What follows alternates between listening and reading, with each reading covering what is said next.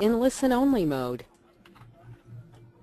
Hi, this is Christian Buckley. I'm the Director of Product Evangelism with Exceller, and I'm doing this session for the European SharePoint Conference community on managing governance across the social landscape. It's an interesting topic. It's coming up more and more, certainly since Microsoft acquired Yammer, and there's been a lot more talk about the social experiences that are across SharePoint and Yammer, whether you are on-prem, online, or in a hybrid environment, what that looks like, what you need to be thinking about. It's an interesting topic. Here's what I'm going to cover in this session. So I'm going to just very briefly walk through the changes that are happening inside of SharePoint, talk a little bit about Microsoft's plans for social, and talk about the impacts and things that you need to think about. And specifically, what do you need to think about governance as you're planning, as you're rolling out social collaboration features, and your end users are really driving this conversation. And let me just set expectations here that there are more questions than answers today. There's still very much things up in the air, and certainly in understanding some of the roadmap for SharePoint and for Yammer and integrations and new feature development and all those types of things. And unfortunately, there are not yet native solutions for a lot of the things that we need and require for governance, for overall management and oversight across the social experiences happening between these two platforms. But I'm going to talk about and share some information and point you to some other content, but talk about the things which you need to answer and understand internally, whether it's something that you need to know more about, that you need to do something about. So a little bit about me. So I've been a SharePoint MVP for a couple years now. Prior to Exceller, and I'll talk about Exceller in just a second, but I was at Microsoft for 3.5 years. I started with a group that was called Microsoft Managed Services, which was the team which was chartered with creating a hosted version of SharePoint, which is now became BPOS. If you're familiar with that, it's now part of Office 365, often referred to as the dedicated side of the teams. But I also went over and managed a group of advertising operations engineers and PMs, and really that's the history of my background. It's technical project management the last 20+ years, building out project management organizations, managing PMs and business analysts, and working in high tech. I also was co-founder of a company that built collaboration solution. We've sold that company to Rational Software, wow, like 12, 13 years ago. Went to another startup where we built a SharePoint-like collaboration platform, a company called E2Open. So I've been in and around collaboration and social platforms since the late 90s. And prior to that, I worked in the world of business intelligence. I'm also the co-author of the book, SharePoint 2010, Creating and Implementing Real-World Projects. And if you are still in the 2010 platform, something that you definitely want to go take a look at. And Exceller, for those that are not familiar with us, so been around since 2007. We're the leading builder of governance and administration tools for SharePoint. We also do migration technologies, and we have some new products that are now venturing into the social space. We're really the first company to start addressing the governance issues around social, and which is why I'm very interested in this topic. All right, just to define this, to talk about governance, it's good to have kind of a baseline for what we're talking about here. Governance is not a thing. It's not a product. It's not a checklist of activities. While there may be products and checklists of activities and policies and procedures and recommendations and best practices for what you take, and even guidance from Microsoft on how to best set up and optimize your platforms. But governance is an ongoing process. It's a strategy. It's about taking action, as it says here, to organize, optimize, and manage your systems and resources. If you think about it this way, if you have your system today, that current system, and you have that future state system, that state of Zen that you're trying to work towards, governance are the actions, are the policies and procedures to help direct what you have today towards that future state. So it's something that it's never static. It's ongoing. You're constantly changing because the needs of your business are constantly changing. And I love this idea of governance is a set of rules that you should live by, but not to die by, meaning you change when it makes sense, adapt to meet the growing, changing needs of your business. And why are we talking about governance? SharePoint out of the box, it does a lot. There's a lot you can do with that vanilla SharePoint platform. And whether it's SharePoint or through Office 365, that SharePoint Online experience, there's a lot that it can do. But a lot of organizations, they don't think about governance usually until they're having problems. They're having things like site sprawl, so uncontrolled sites that are out there, unfettered content. You suddenly realize you're hitting your storage capacity in a bunch of different areas. What's out there? Who owns it? What is the content life cycle around that? You don't know. What can you delete? What are you legally required to hold on to? What are the rules that bind how you treat that content? And then the process lawlessness. It might, in most organizations, there are some teams, some organizations or business units that might be very good at managing all those things. They try to build reports and have visibility and have people responsible, sense of ownership around different areas, maybe managing the taxonomy. But rarely, in most organizations, it's inconsistent. Other teams are not doing that. The problems happen are when you then try to streamline, improve the search experience, or you try to migrate or upgrade, that you start finding it's not even a list of exceptions, is that nobody was following the same rules. And that's why you might be beginning to experience that governance pain. There's a great quote by Chris Beckett, who is a SharePoint certified master and does a lot around cloud and talks about social, and he's one of the foremost experts on Azure as well. And just talking about, everybody's going out with the cloud and with all of the efforts that we are working on to optimize, to reduce costs, and to get people more engaged in using the platforms that we have in place. SharePoint's value comes when people are using it. You can build the most beautiful, perfect system, but if people aren't using it, then you're not successful within that. Basically, Chris is talking a lot about how governance of that, management of those aspects of your systems, gives you more visibility to how it's being used and whether you are getting that ROI on your platform. So we have this shift that's happening towards the cloud. I think everything we hear a lot of the marketing messaging that's out of Microsoft, and I don't want to go into all of the detail of what has happened with SharePoint and its the latest version, SharePoint 2013. And even beyond that, I know there's even talk now, if you're part of Office 365, we've started to see where SharePoint 2013 was the 15 bits, so the code base, numbered 15. We've started to see the 16, version 16 bits that have been coming out. But I want to walk through and just talk about very quickly what's changed, what came with SharePoint 2013 and why. And you'll see some of the broad brushstrokes of the changes and how it impacts how you need to think about social and then governance. So with SharePoint 2010, the push was really around enterprise content management.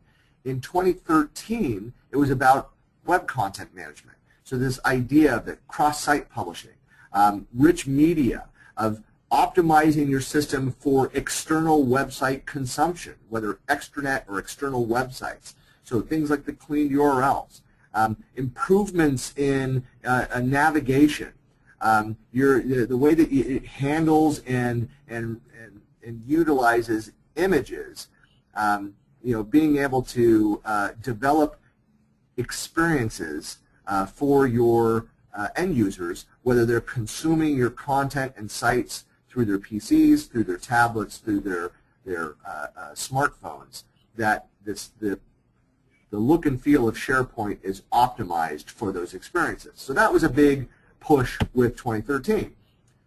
Similarly, yes, there are improvements with Office. So the point I'm trying to make here, and you can read through the bullets, but it's really that one of the charters that the product team was given was to make the experience of using SharePoint more consistent with the Office experience, so that it was a more streamlined and user-friendly experience. So there's a lot of features that came from that.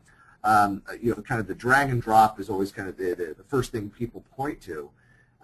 But just the ability to share content and have that conversation, which is this collaboration experience, that it was consistent whether you're working in Exchange or you're working with Link or you're working with SharePoint and Office 365, whether it's online or offline, it's a consistent experience and consistent behaviors. You then had a massive change with the integration of fast search capabilities into the product.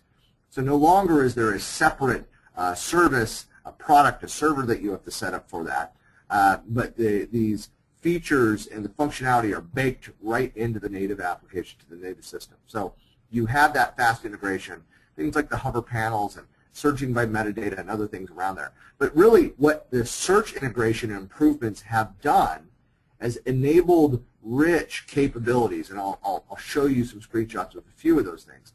But a lot of the coolest features that come with SharePoint 2013 are really out of the search side of things.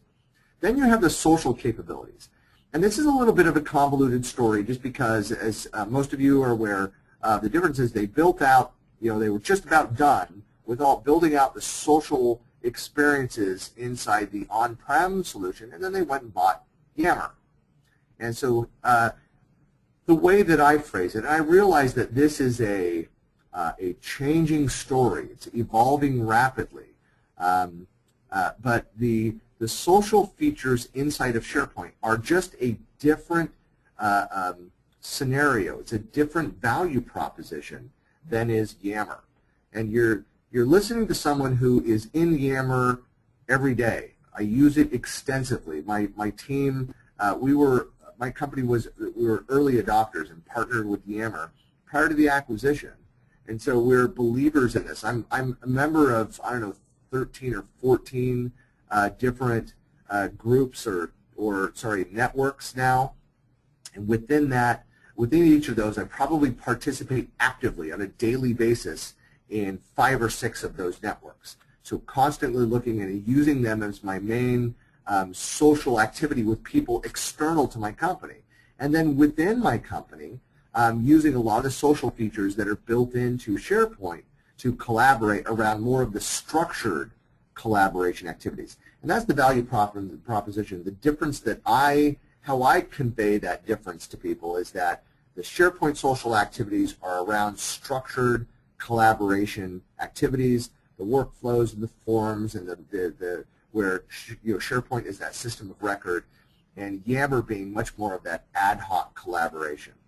And there are a lot of advances, a lot of things that are happening. As I said, it's moving very quickly, but that's the basis. And I have another slide later where I'll talk about the latest, as of the date of this recording, the latest and greatest roadmap for what's happening with Yammer and SharePoint integrations.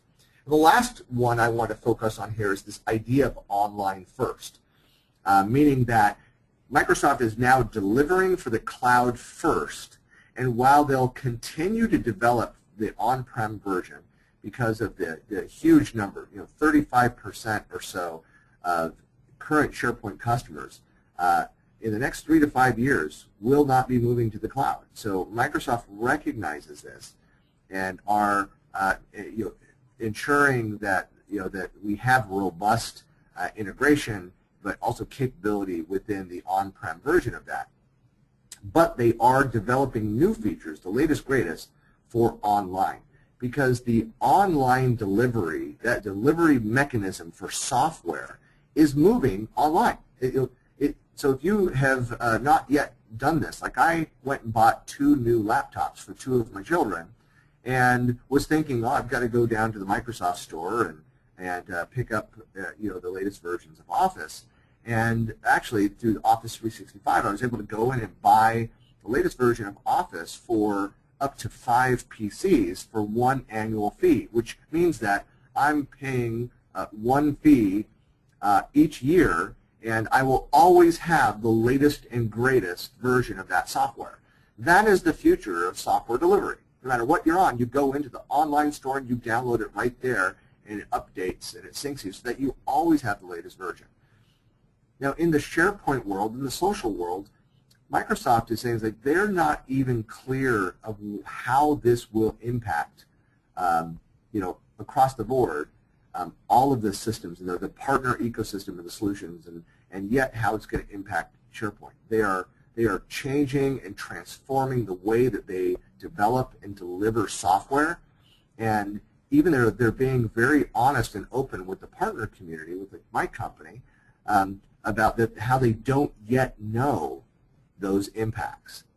So it's something that they're trying to err on the side, as Microsoft's COO Kevin Turner shared recently at the Worldwide Partner Conference in Houston, that they're erring on the side of delivering fast over more transparent communication with partners.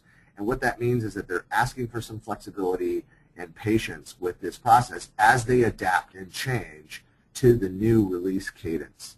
I know that's a lot of information around about this, but I think it is important for companies to understand the dramatic change that's happening within Microsoft and how they deliver software, and it directly impacts these questions about SharePoint and social and how governance works.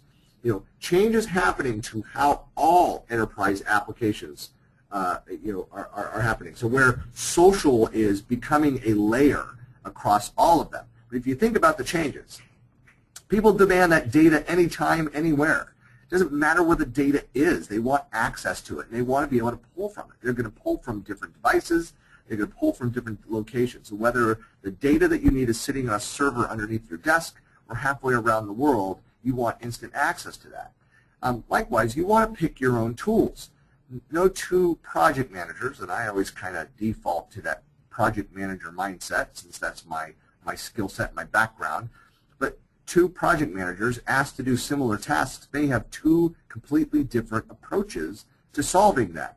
Don't tell me which tools to use. Just tell me what needs to be done and then get out of my way so I can go solve the problem. And I might approach it in a very different way. And so if you think about software tools and just the way that people use their smartphones, for example, so I have a Windows phone. I've got an HTC 8X on my carrier, and the way that my phone looks, the types of apps that I pull down to get my work done and move myself through my day each day, the productivity solutions are very different from my wife's, from my coworkers, and from people that I come in contact with in the network. So I'm able to go out and find those tools that help me get my job done the best way possible.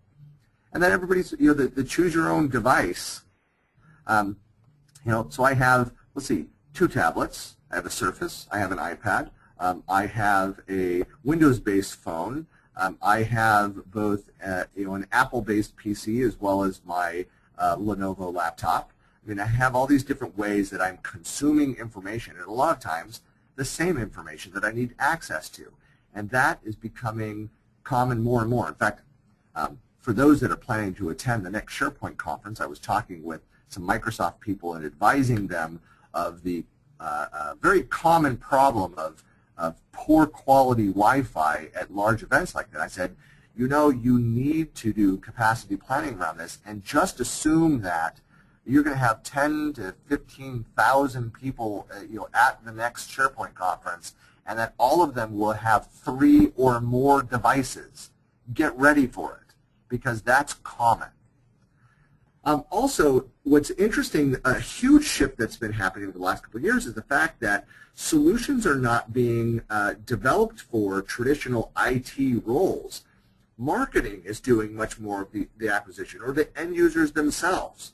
Budgets are moving from capital expenditures, which is traditional IT, over to operational expenditures, and a lot of the dollars now, the checks are being written by marketing people rather than, the business users rather than IT. So that's just something to understand. A lot of the key solutions are also being developed for the actual end user, cutting out the middleman of IT. So that's something to think about. And then finally is that social layer. As I started out saying that, everybody is adding, every enterprise application out there is adding social capability. I remember 15 years ago, all the talk was about how extensible you can make your system so that you can plug in all of these different standards-based applications and that these complex systems and tools could work with each other, could communicate.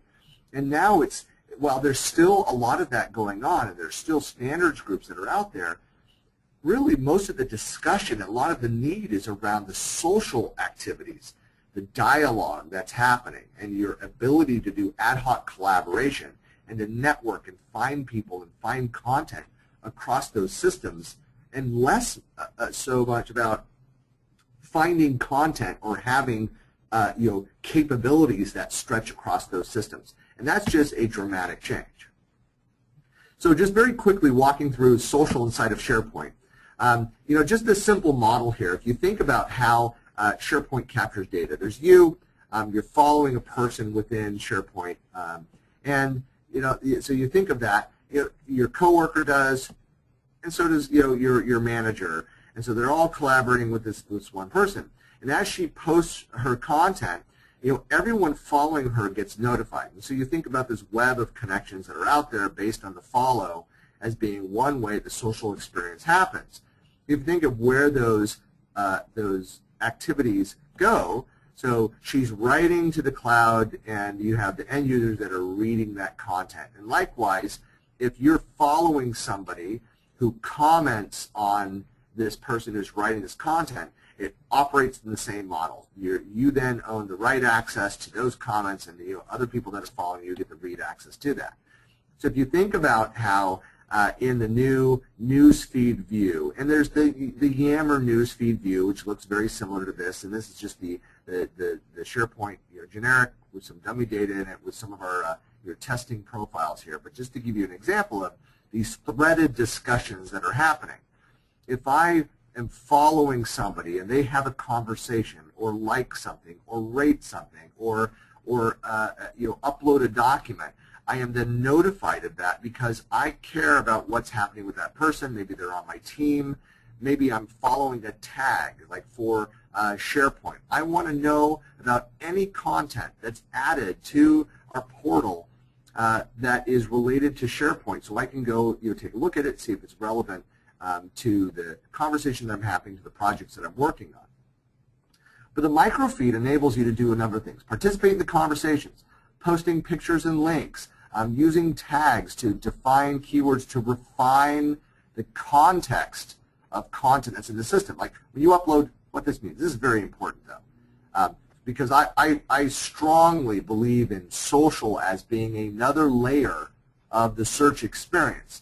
Because when I upload content, I'm going to assign the taxonomy that my company has defined as all content must have these primary taxonomy classifications. However, I think I'm never going to find that document again. There's probably hundreds, if not thousands of documents that have those same classifications. I'm then going to go and assign folksonomy terms, so end-user generated terms or tags that are relevant to me so that I can find that content again.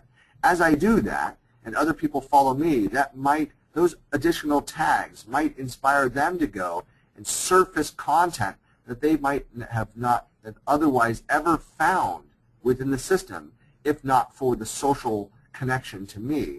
And then they may comment on it, like it, share it, rate it, all of those different things. Every time we mention somebody, it shows up in the news feed. We can comment or reply, follow people, document sites, tags, activities, all of those things, so that you can be plugged into the social activities of your team, of your project, of a topic. And all these capabilities are in Office 365, and most of these things are also within Yammer as well. Similar experience, however, the main disconnect today, as of today, is that the links between your content within SharePoint and the social activities within Yammer are disconnected. You also have in SharePoint the community template. So you have a lot of the activities that you're looking for around a specific topic. Like I would go and build communities around things like our project management organization or business analysts, and it might be a kind of a center of excellence around project management. This is an example. I borrowed an image from my friends over at the SharePoint 911 team that are over at Rackspace to show a community that they had built out, and just to show the level of activity that are happening within this community. And it allows you to very quickly go in and scan and see whether there's new discussions, how active the discussions are, to look at some little gamification features like the top contributors to find out who is the most active within a certain community. You're able to go in and modify, change a lot of the data around the types of notifications, the type of activities that you want to share, and really customize that experience. And here's another example of the community template that's being used by the Share the Point site that was created by Debbie Ireland and her team. And Debbie, if you don't know Debbie, she runs the Australian and New Zealand SharePoint conferences, as well as in Singapore and Hong Kong, so very well connected, definitely a person that you need to follow for Asia Pacific. So if you do any business in the region, you need to go join and be part of the discussion on the Share the Point community. And so there's all these discussions and original content that's being posted, similar to what the Rackspace team was doing, what you can do within your own organization. But you can actually go in and modify the reputation settings within both of those things. So reward points. And this allows you to say that, hey, if there's people that are very active, that are contributing, we want to recognize them. We want to be able to reward them. And so there's a lot of data. That's my point out of all this. A lot of data, a lot of settings of what's happening within this. Within Yammer, you have some apps that are out of the box, the ability to go in, and you can see it's very similar to the social experience that you have on-prem with SharePoint. Threaded discussions, groups where you can have private or public groups, your networks where you can control who has access to this. In this case, this is, if you go to yammer.com /SPYAM, so SharePoint YAM, there's about 4,000 members. It's a public or open group, so you can very quickly be added. But some of the most active members of the SharePoint community are in here asking questions, sharing information, getting responses, and inviting people to participate in community events. It's a great place that if you just don't know the answer to something within SharePoint or Yammer, you can go and post those questions here, and within minutes get dozens of responses from active people within the community. It's just a great resource. Again, a lot of data that's being created. Again, the out-of-the-box leaderboard, and this is data that's based on my company's kind of internal systems. And for example, here I am at the top with the most posts. I write a lot for a living, and so even internally I post a lot of content. But you can actually go in and look at most replied to conversations, most replied to members, and some of this out of the box. There's other metrics that come with part of this leaderboard capability. You can start to get some insight into who are my experts, who are my influencers within the organization. And so they have these canned reports. You have limited access into some of the deeper data that's below that. Like here's another view within those out-of-the-box apps as well. You can start to dig in and look at the topics or tags or keywords that are being used. Here you can see over on the right side that I'm the leader in my company of tagging content, because it's something that I recognize that it's critical to people finding content later, not just relying on search to find it based on the top level, the title of the content of the document, or certain keywords that I'm tagging it appropriately to sort content around context. For example, SharePoint here, by clicking on that, opens up all conversations that have happened where SharePoint has been one of the tags. so that you can very quickly go and sort through and find and refine kind of your search activities to find that relevant content. All data, which is kind of hidden within Yammer, how do we get that out? How do we know what to do there? Oh, lost my screen there for a second. How are people using social? They're using it for innovation. I'm showing you the examples of the out-of-the-box experiences. They're trying to do things faster, do things better, make their activities more transparent so that they can share ideas and better innovate. I'm a perfect example of how this works. I am the single person in the Seattle office. We have offices internationally in Los Angeles, in Sydney, Australia, in Boston, Massachusetts, in London, and we have teams and partners over in India that we work with. I should say, I mentioned that we've got a couple people also in the Washington, D.C. area. So we utilize the social features, like in Yammer especially, to make our activities and our conversations transparent so that online or offline, real-time or in synchronous or asynchronous communication methods, we're sharing this information and pushing out to everybody so that we can innovate more quickly. We can also find that expertise. One of my biggest complaints about big companies is that often your past experience gets buried.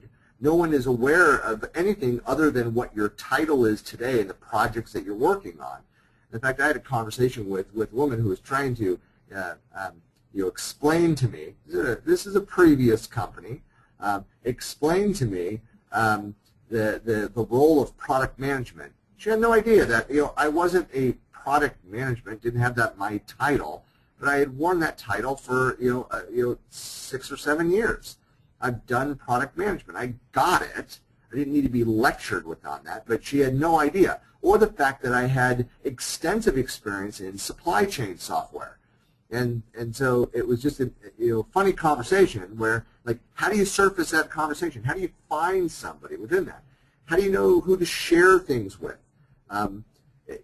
Who has the right level of access to things? So social allows you to reduce, to eliminate the barriers, to get over some of the silos of data, of community, and share with the right people at the right time, and then have discussions, have that accessible knowledge base, to be able to do that ad hoc collaboration. There's another difference between social and Yammer and SharePoint, the more structured collaboration, is that the ad hoc collaboration, sometimes, this is not a project that's approved and ready to go. I need a few days to talk with my team, to talk about the requirements before we lock it down, agree it's something that we need to ratify with management's approval, and make a formal project. And then we can move it over into our formal project management team site structure in SharePoint after we've agreed that it's something we even need to move forward on. So that might be a scenario. There's also the rich media sharing through social, the anywhere access, a lot of those other benefits of the social experience. But social is more than just the technology. What even Microsoft is finding is that it's not the technology. There's a great keynote that was given by the co-founder of Yammer, Adam Pisoni, at this E2 conference a couple months back, where he talked about what Microsoft has discovered. It's not about the technology. It's what the technology has enabled. It's about people, process, and technology. Some companies forget about the people and the process part of that.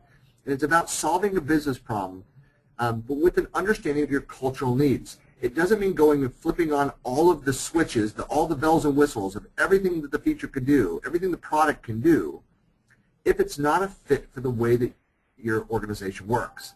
And it's also, you need to understand, okay, what are our requirements? What do we need to be able to do to manage all these activities? And that's really kind of the meat of probably why you were interested in this session in the first place. The social architecture, there's data that's out there. There's actually a Microsoft graph.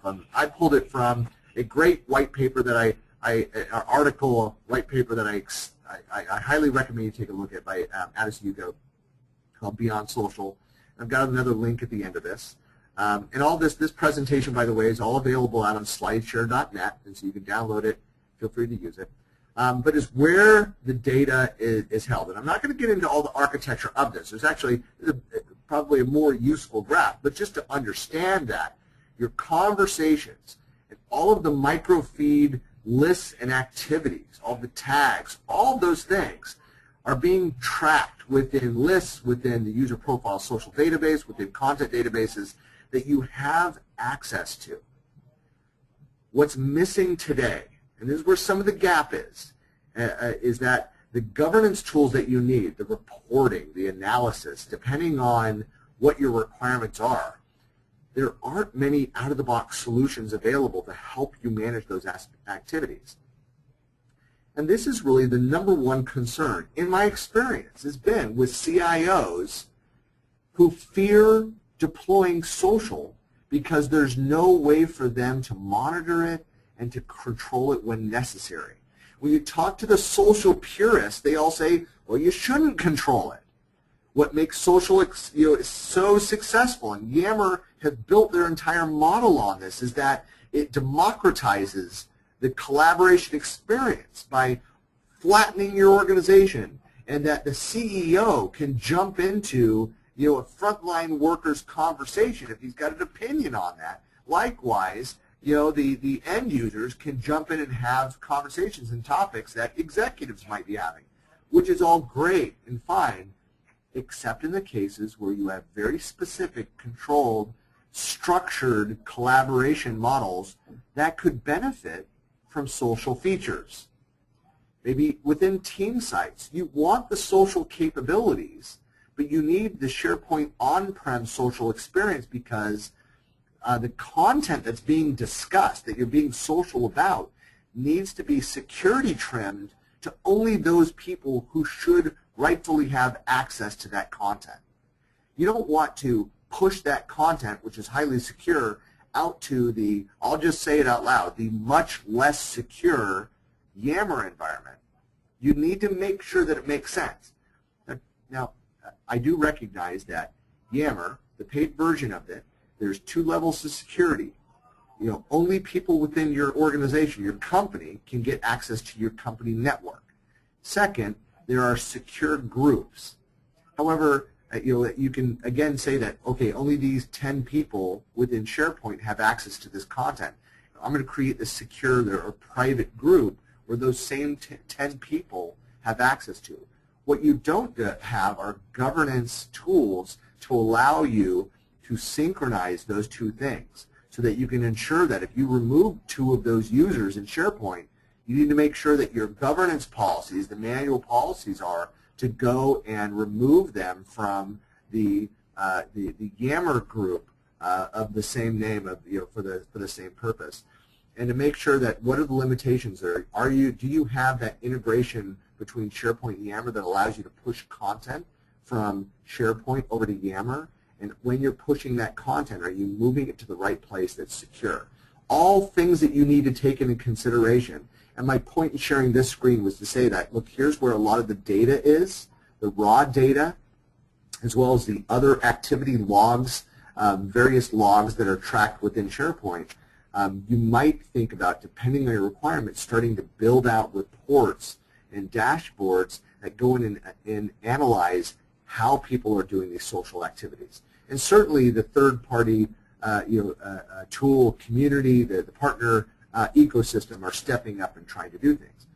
And also there are 5 different APIs for extending the social activities within that. You have on the client side as well as the server side. And I'm not going to get into detail. Actually, Hugo goes through and talks about it a little more extensively. And of course, Microsoft out on TechNet has much more content around each one of these things. But something that is interesting is to look at. This is the latest and greatest that was shared at an event here in Boston this week, SP TechCon Boston 2013. It was shared by Caruana Gatimu, who's part of Microsoft's IT organization and is responsible for the successful deployment of SharePoint and social internally at Microsoft, as well as working with partners and customers worldwide. But talked about, today we have the option to replace the SharePoint newsfeed with Yammer. We have that Yammer app inside of SharePoint. We've got on-premises guidance of how you can either manage it separately in a hybrid environment, or how you can displace the on-prem with the online functionality. And there's strong feedback from the expert community around SharePoint onto how successful you might be with that guidance. But that's something that you definitely want to go participate in, like the SPYAM Yammer site. What they're working on next is a new user experience document conversation. So be able to have that collaboration around specific artifacts that you push over into Yammer, and then also have that Office 365 single sign-on, which is very critical, so you're not having to log into multiple systems there. And in the future, they also understand that the way that the external communication happens is not ideal. Email integration, if you have deeper Outlook and Exchange integration, it's going to greatly improve the Yammer experience, and then enhanced messaging overall, alerts and messaging within the platforms. All great things. But when I saw this, the first thing I thought is, like, I'm not seeing anything here which was really answering the questions about the governance gap between managing these things. And these are the conversations that I'm really broadly having with customers and with partners. So what does governance look like in a social world? I mean, what happens with permissions? How do you manage this? Right now, it's just separate activities. And your Yammer admin might be different than your SharePoint admins. How do you synchronize those activities? What are your policies? You need to think about all of these things as separate and manual activities as you're thinking about this. How are you managing your taxonomy? How's that used? How are you being consistent? What are the best practices which using tags and metadata within Yammer or within the social activities within SharePoint on-prem? Something to think about, because in the future I think it's going to come back around to the structured collaboration activities in taxonomy, which is less relevant within Yammer because, hey, search just works. You enter comment conversations and search on terms or phrases, and it works very well. But when you start linking it with the structured collaboration capabilities, it's going to be important again. What are your storage concerns? I mean, how are people accessing this? And as more functionality comes to Office 365 and Yammer, where you're adding more content through the Yammer interface, and maybe that's where you're creating documents, creating artifacts before you move that over to the SharePoint Online or SharePoint On-Prem. How are you managing the size of the content and the complexity of that content? Do you have auditing and compliance requirements? If you are in a highly regulated industry or space, are you able to meet these requirements if you're using the social features? That's a very important question to ask. I run into time and time again organizations where the answer is that we would love to use the social capabilities, but we just can't. What are the reporting options? That's really what I was talking about. Here's the raw data. There's nothing really that's done automated for you. You've got to go figure it out for yourself today. But what are the reporting options? Understand what's out there through the partner ecosystem and elsewhere. Is there real-time monitoring? A lot of them are very limited.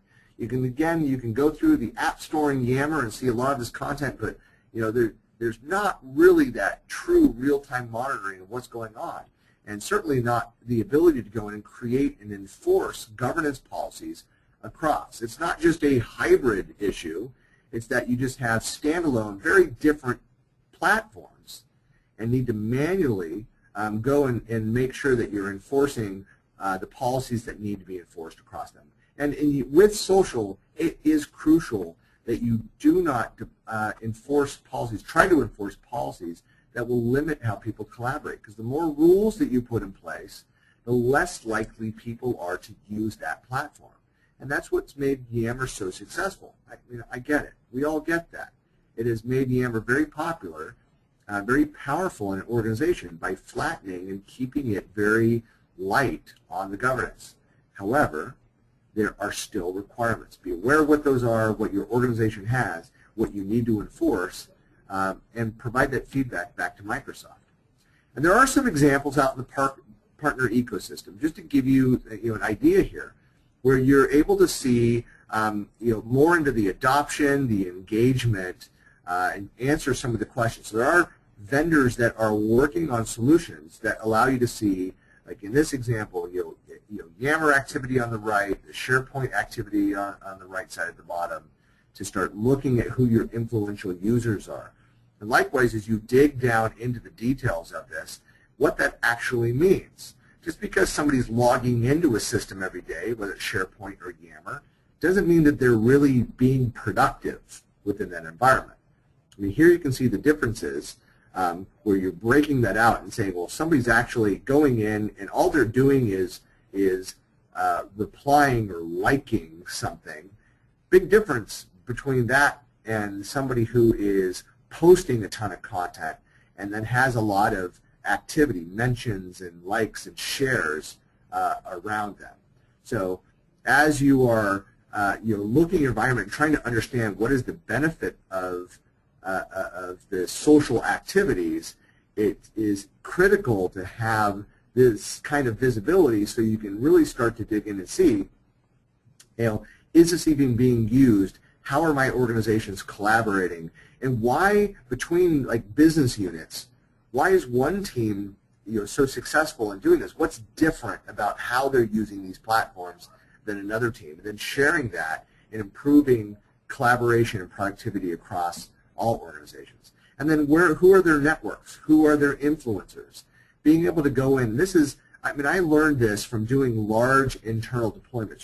Certainly at Microsoft, I saw it as a consultant at Hewlett-Packard when I worked for the phone company Pacific Bell years ago in California, where we spent an enormous amount of time trying to identify our power users and our subject matter experts who are the true influencers of the organization. Because we knew that if we could identify who they are, get their input and their feedback, and work closely with them on delivery, and as we worked through and ironed out the issues with our platform, that they would work tirelessly because they were involved in the beginning and understood the prioritization of our issues. They would work to help us bring the masses on board as we ramped up on the new system. And so our projects were always, every time, more successful when we had these power users or influencers involved. And so being able to track that and measure that is going to be a critical part. It certainly is within the social sphere, social technologies. Social influence is a critical aspect of the success of the top platforms. So those are all the kinds of data points that you need to think about. And I know it's a little bit disappointing. I understand that there are not a lot of answers for how you manage your governance across the social landscape. And the point of this session is actually evolving and changing. There's a number of different events that I'm going to be presenting at later this fall into early next year, where there will be huge changes to this presentation and the story here, because there are vendor solutions that are coming out. There are updates coming to Yammer and to SharePoint, so that we're going to see a lot of exciting things over the next 6 to 8 months. And so I hope to have much more to share, so definitely you want to follow. You can follow me at Buckley Planet, and then pay attention to a lot of what's being discussed within the European SharePoint community as well. But some of the best practices, just guidelines for moving forward with this. Obviously, governance is a priority. You wouldn't be paying attention to this webinar if it wasn't. Look at your systems from a business view, regardless of where your systems are, whether they're on-prem, online, or within a hybrid solution. Understand what your requirements are. Document what your permissions, your information architecture requirements are. Map out the taxonomy. Know who the owners are, so that you can better and more quickly answer the questions as these technologies change and as these technologies mature, certainly in the Microsoft space. But define your policies and procedures. Figure out what you are legally bound and you're required to do, and make sure that those needs are being met first before you start looking at the bells and whistles of what else is possible through these platforms.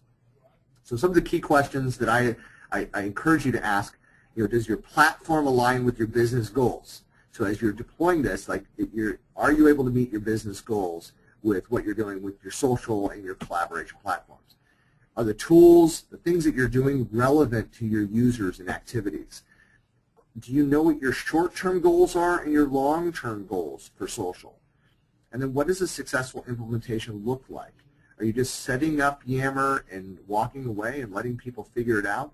Or do you have specific goals, and have you defined what those look like and communicated that out to the stakeholders, to your management team, as well as your end users, so that everyone can participate in the dialogue? And one of the best things for social is to set it up as a place for people to provide feedback on what's happening with the deployment of your SharePoint and your social strategy, and let people provide feedback. You will optimize and improve that system so much quicker if you have that open dialogue about what's happening with that system. Thank you for participating in this. Hopefully you found this information useful. Again, I highly recommend you take a look at least the top two sessions, the Beyond Social by Addison Hugo, out on SlideShare. There's a great article about what's new in social computing in SharePoint Server 2013, out on TechNet, which provides links to a lot of the other more detailed developer-centric content. And then you also have a great white paper written by SharePoint MCM Chris Beckett around governance and administration for hybrid deployments. It very much applies to the social sphere as well. But if you have any questions, you can always reach me by email at cbuck@exceller. I'm on Twitter at Buckley Planet. That's also my personal blog at buckleyplanet.com. And then, of course, I do a lot of writing for the Exceller blog, and you can find me at events all over the world. So don't be shy. Feel free to give me a call or drop me an email. If I can't help you, I can point you to a person in the community who can. And thanks for participating in today's webinar.